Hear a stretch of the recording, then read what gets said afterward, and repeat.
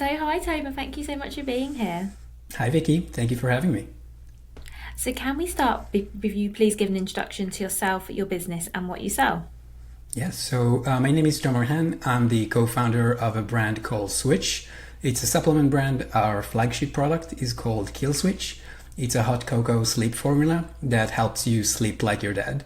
And I also help fellow brand founders grow their brands with influencers and affiliates and without being dependent on ads. Amazing, and we're going to talk about both of those today. But first off, let's tell me a bit more about Switch supplements. Tell me a bit more about Kill Switch. What inspired you to launch this product in the first place? So I always wanted to launch my own physical product brand. And I knew that when I would, I want this brand to be built around me as the ideal customer. I didn't want to follow trends. I didn't want to any market research. I just wanted to create a brand where I'm the ideal customer. So I've been an entrepreneur ever since I remember. And with being an entrepreneur comes stress and bad sleep and the willingness to always perform at your best. And I was really into biohacking and supplements and what I call human optimization. So I decided to launch Switch. And Switch, the first product was is called On Switch. It worked really well. It's a morning nootropic for focus and flow. It worked great, but it tasted horrible. So we decided to launch our second product, which is called Kill Switch, and that was a really good product. It is a really good product, and we decided to go all in on that product. I've had terrible sleep, and I really wanted to create a product that could finally help me fall asleep and stay asleep and just wake up refreshed without the usual grogginess that you get from melatonin, as an example. So, did you decide to drop your first product completely, the one you said tasted awful? Did you decide just to drop that from your range? We're reformulating it, so we'd probably relaunch it next year. But right now we have so much momentum with Kill Switch that we decided to go all in on that. Yeah, that's what I was kind of leading towards. I think it's great to say I'm going to go all in one product, one really good product, then feeling like you have to have a range, because sometimes people will say to me, "Oh, they only have one product, and it might be a great product, but they feel like they need to have more." But I'm with you in that I think if you have one really good product, that can be enough. I agree. I What are agree your that thoughts? anything that you do just one of, if you have a sales channel that works, double down on it. If you have a product that works, double down on it. If you have any business model that works, just double down on it. People tend to, and I've been there for so long, entrepreneurs tend to look for the shiny objects, for the exciting things. I think that the reason why many entrepreneurs started their businesses was because they got bored, they wanted to create a change. So starting something new always feels exciting. And then it gets boring, and then you look for the other things that might look more exciting, but then you don't really build momentum in one direction. So for almost every product out there, there's virtually infinite amount of people who could use it, who could buy it. So if you want to launch a second product, you have to ask yourself, why is that? Maybe it's because you're plateauing with your first product, but then it doesn't mean that the solution is to start all over with a second product. So we are interested in launching product number 2 and product number 3 and maybe more, but not before we create real momentum or we double down on the momentum that we've already created, because it's much easier to grow when you do the same thing over and over and over. It's less sexy, it's more boring, it's not as exciting, but it works. Yeah, that makes a lot of sense. I think that you're right. It's really easy to jump from thing to thing and not really stay the course with anything, because if you don't see results quickly, people can very easily say, "Oh, this isn't working. I'll try this new thing over here." And yeah, so I think that what you're saying makes a lot of sense. Yeah, So I've tell me. been there for a year. For a year, I was looking for the trends, for TikTok Shop when it just got started, for all sorts of new platforms, ad platforms, you name it, because I wanted to get results fast. And that, in fact, what caused us to spent a year still stuck below or on 10K a month, and over 100K that we spent on ads and agencies and shiny objects. But we realized that we instead of thinking how can we 5x our business in 1 year, or look for the thing that would 5x our business in 1 year or in 3 months, we should just look at how can we grow 10% next month and then 20% next month. And the answer to that, or the solution, is much simpler than looking for those things that would 5x your business. Yeah, that makes a lot of sense. And you've been really open about your struggles when you first started the business. You just mentioned then the 100K you spent on ads. You spoke about doing things that didn't work.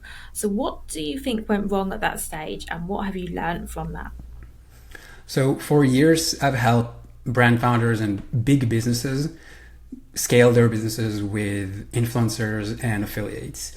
But those brands usually started, or they launched with ads, and then they realized they were being too dependent on those ads. When iOS 14 came into launched and the algorithm changed, so they realized that they needed to create another channel that is not dependent on ads. So when I grew my brand, I thought, okay, the playbook or the common advice is to launch with ads, grow with ads to a certain point, and then I can do all the other things.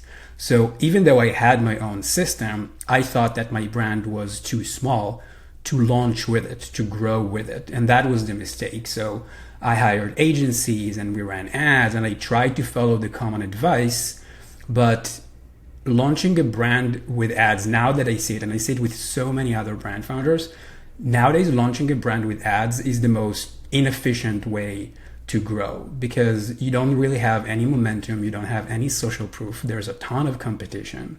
So you don't know what the angles that are working. So you basically have to, if you're bootstrapping, you basically have to test unlimited variables with limited bullets. And that's what we tried. We tried this angle and that agency and that creative and that strategy and pricing, to a point where we lost 100K in a year trying to chase for those things. And then TikTok Shop came into play. It's like, okay, maybe that's the next thing that we should go after. So we hired creators and we hired agencies and consultants. And we realized that it just didn't work. So we were left with no money in the bank and just little inventory. And we had no choice but to figure out how can we grow without spending our own money on growing. Thank you. So, at that point, is that when you moved to working with advocates and influencers?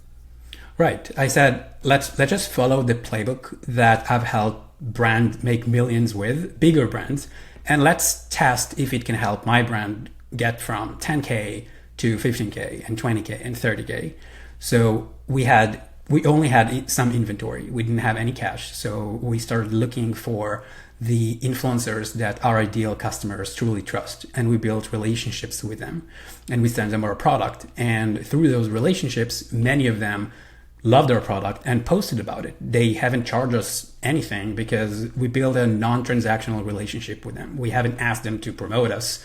So they just wanted to add more value to their audience. And in this case, our product was that value. It was, hey, I found this product. It helped me with my sleep. Maybe it would help you as well.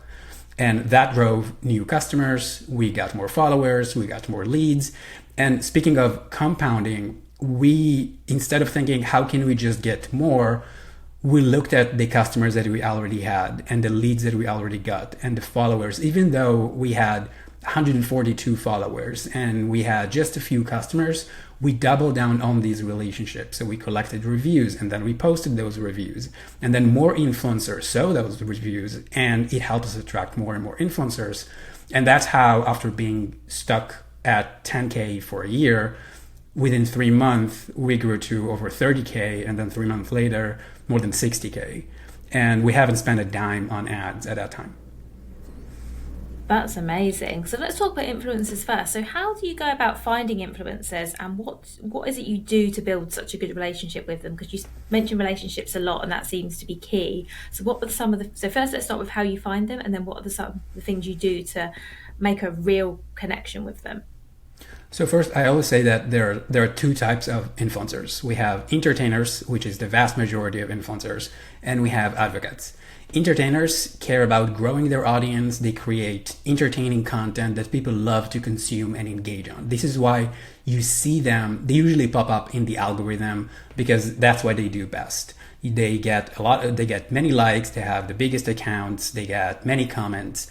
But then advocates create content that's advice based. That's the content that people love to take action on. They follow them to get real advice on problems in their lives or reaching their goals. So they create even though they have small accounts, they usually don't have the most polished content, the most viral content, but they have an audience that really trusts them. They would not talk about products simply because they pay them. They would talk about products that they believe can help their audience. They would post about things that could really help their audience, whether they get paid or not. And their audience knows it. And because they know it, they trust them. And because they trust them, they buy the product they recommend. So finding those advocates, if you can see an advocate with 12K followers, then you might think, okay, they're too small. Or you might see an entertainer with 700,000 followers and you think, okay, that's a winner. So let's pay that one. That's if they post about me, then I probably get a ton of sales. But then you get the content they post about, and I've seen it over and over and over again. I'm not saying that big influencers never drive sales, but what I'm saying is that the size of that influencer does not matter. Not even the number of likes or the comments. What really matters is the trust level that they have with their audience. And it takes more than just looking at the raw numbers, like the number of comments and likes and followers. It takes looking at their content from a different perspective, looking at the comments and reading the comments and seeing. So for example, if you see 100 comments on a post that talks about a product, but then all of the comments say you're so gorgeous, it looks pretty, emojis and all of that. This is not a piece of content that people pay attention to the product. They pay attention to the influencer who posted the content. But when you see 50 comments and all of them talk about the colors and which color did you choose and where can I get it and I bought it and they're talking about the product, this is just one example, but you can see the purchase intent of that audience. And this is why we see that often influencers with advocates with 20K, 30K, 1,000 followers drive way more sales than influencers with 7, 8, 900,000 followers. So to find them, you have to understand what your audience or what your ideal customers really care for, what they really care about, what they're looking for, what kind of content they would consume to solve the problem that your product solves.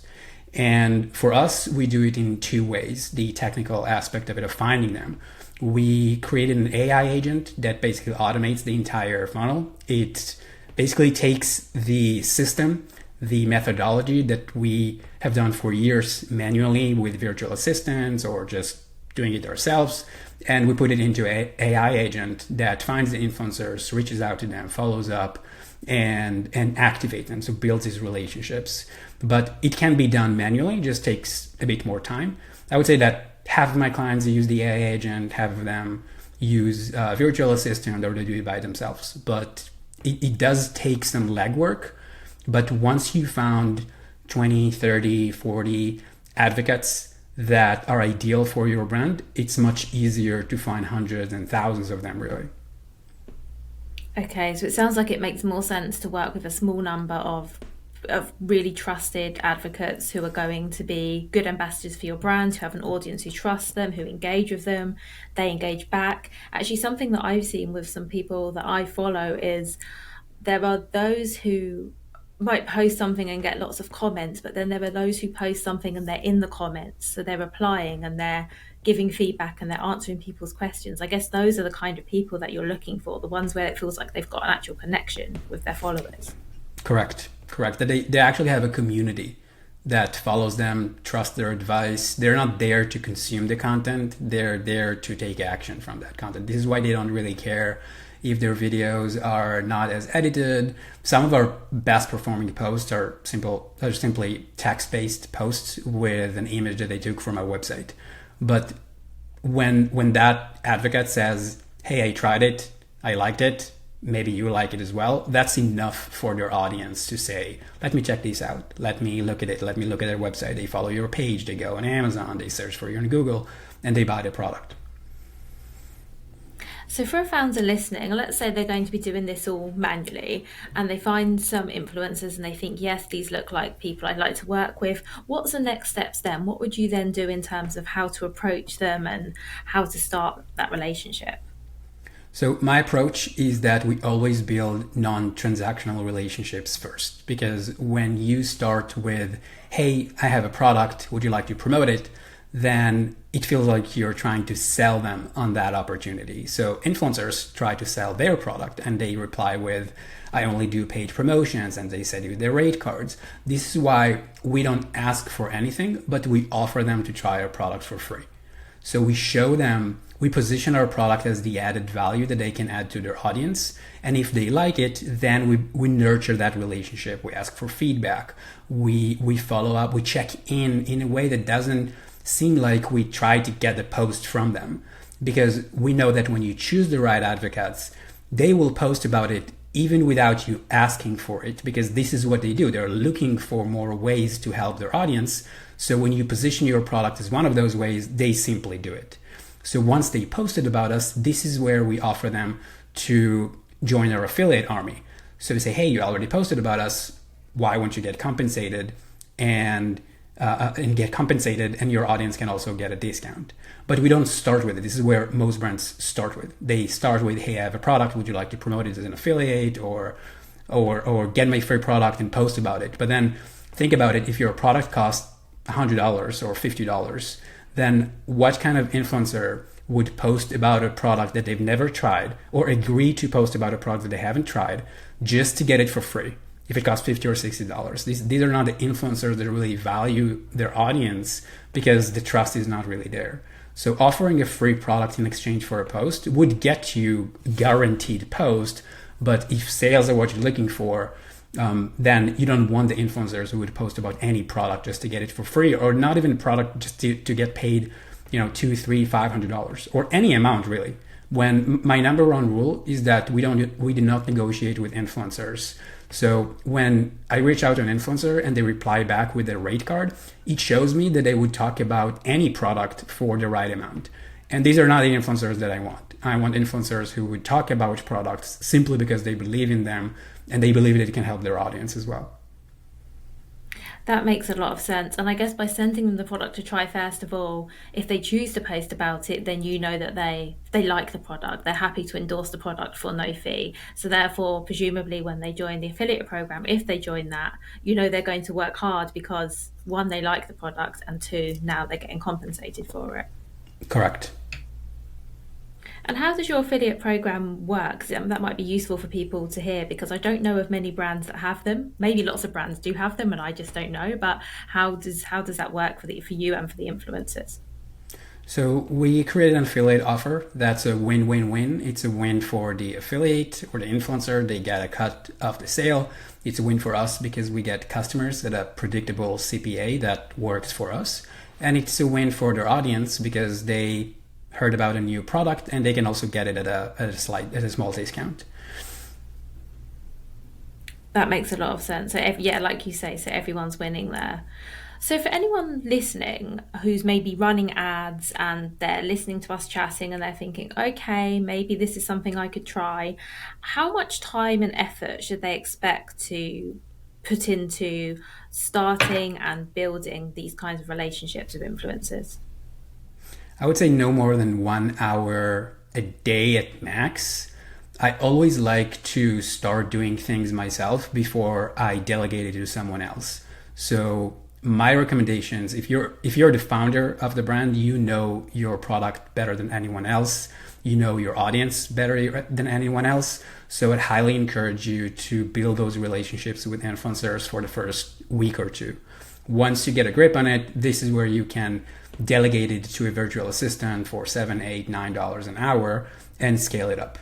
So it doesn't take a lot of effort. I think the main thing that people need to remember that this is not a sales funnel. This is not a performance channel where you get a post and then you can track exactly how many sales you're getting. This is a relationship funnel. It's a relationship funnel that compounds, because one influencer that posted about you today and drove 12 sales is another relationship that you now have. So now if they're your affiliate, you can activate them and get them to post when you have your Black Friday offer, when you have your when you launch product number 2.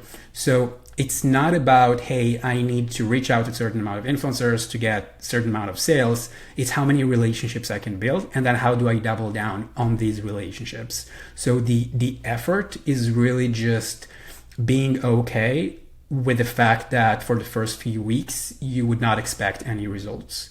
Because it feels like, at first it feels like nothing is happening for a while, because they need to reply and then they need to try the product and then they post about it. But then a lot happens at once when you plant those seeds, and then all of a sudden you have advocates talking about you before you even know it. That's really, really reassuring, I think, for people to hear that you might not see results instantly, because I think so much now, particularly if you're used to running ads, which I know are still not instant, but often can start to work a bit quicker if they work. Maybe they're not profitable straight away, but sometimes you can see the sales coming through quicker. So that's a really good reminder. Now, speaking of ads, so a lot of people do feel pressure to run ads just to stay visible, especially on social media where there's so much noise. What would you say to someone who's listening to us and still feels like paid traffic is the only option, is the only way to get seen? I think ads are great. We run ads as well.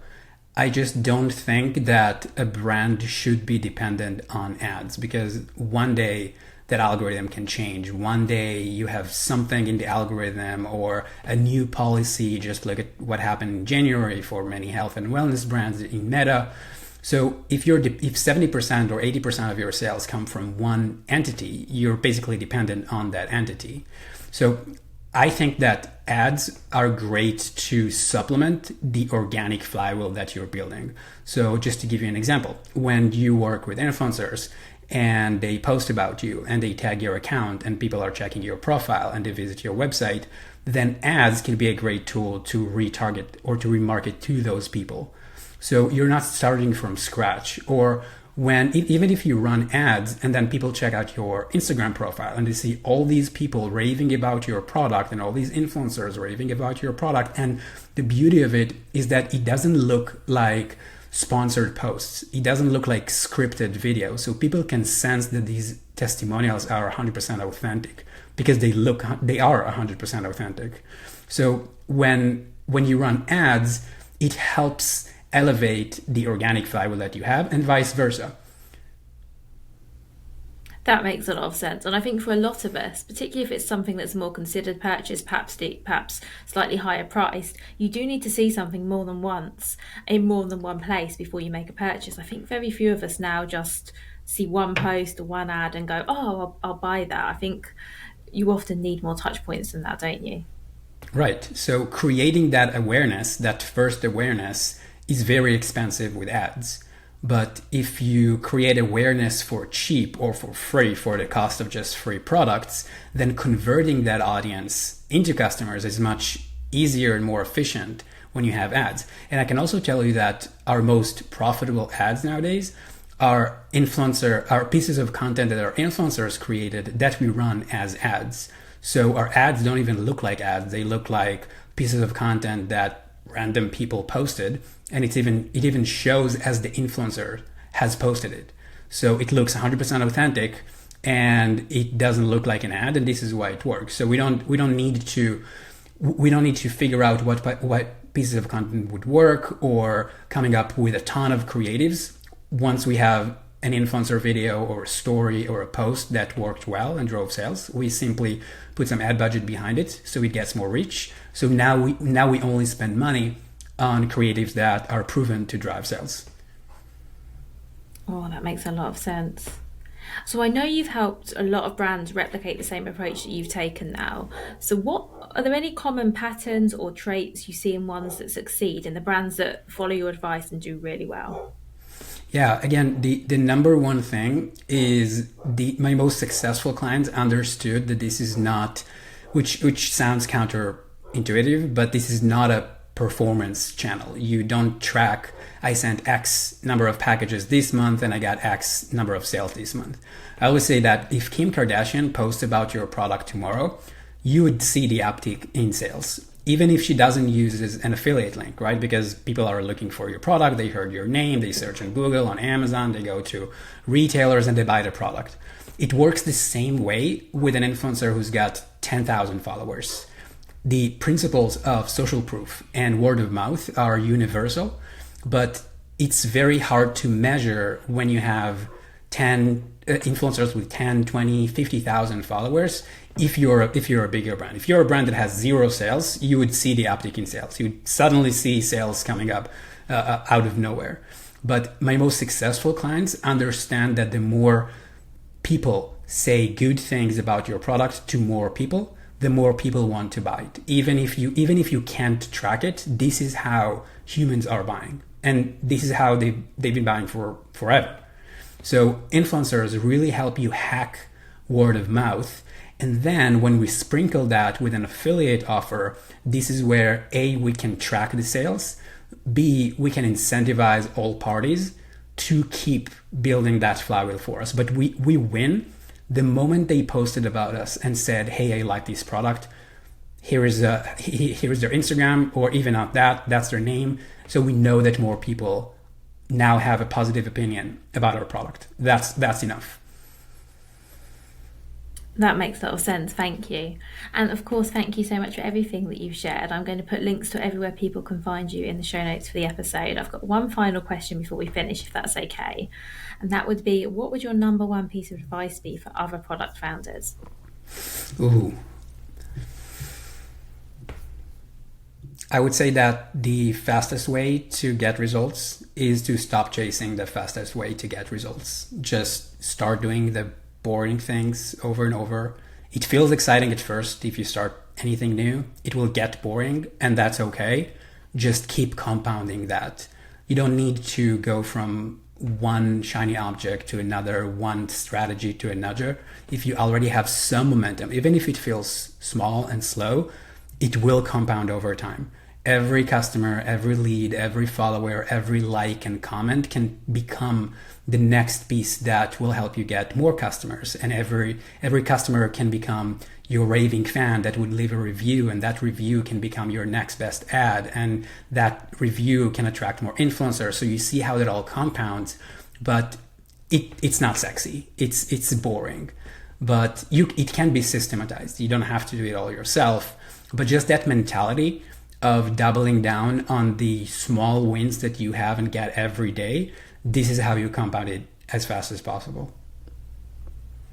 That makes a lot of sense. Thank you. And I think you're right. I think lots of us, you said this right at the beginning, chase the next shiny thing, the next idea, the next thing everyone's doing. So I think that's a really good reminder, because I think as soon as we get bored, it can get uncomfortable, especially if we're not seeing the growth or the changes that we'd like. If we're not seeing it quickly, it can be really hard to stay the course. Correct. Well, I believe that what you appreciates. So instead of looking at how we only had X sales, but we wanted to get this amount of sales, just look at the sales that you've had and think, how can I compound that? How can I reach out to other customers? What worked here so we can do more of? Instead of thinking, what else should I be doing that I'm not doing? And how can I grow faster by doing other things and starting from scratch? It's just I believe that it's just your brain tricks you into thinking that things are not working because it wants the reward, the dopamine hit of starting something new. So when you are able to observe it, then you realize, okay, I just need to do better at this. I just need to do more of that, but not necessarily just doing a completely different thing.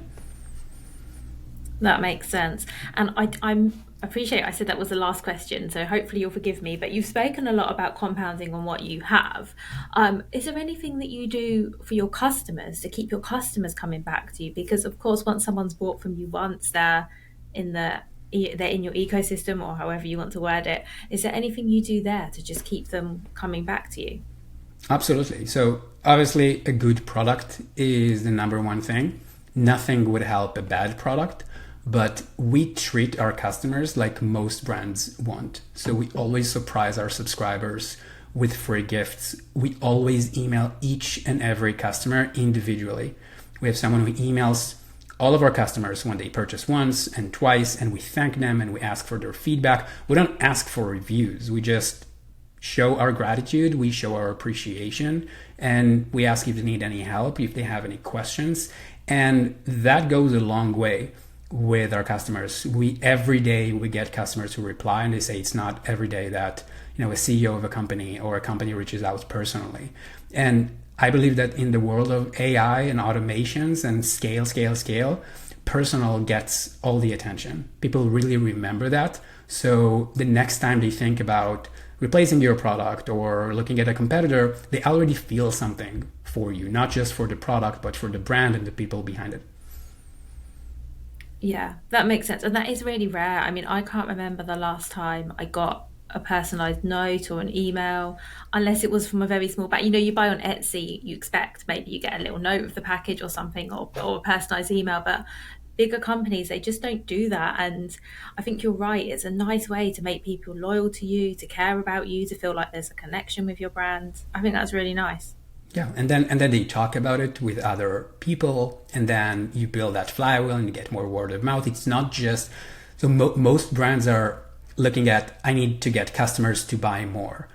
I think that there's beyond just repeat customers, and they're raving fans. Raving fans not only buy more, but they leave raving reviews and they talk about your product with other people. And naturally, if you have a good product, you'll have some raving fans, but you can really create a system around it. And a raving fan is worth 100 customers, because if they post a review online, if they talk about you with 3, 4, 5 friends and they just rave about you, that's how the flywheel builds. It's basically free marketing, but most brands live it up to a chance. They just think that it either happens or it doesn't. But there are ways where you can make it happen and create word of mouth by design.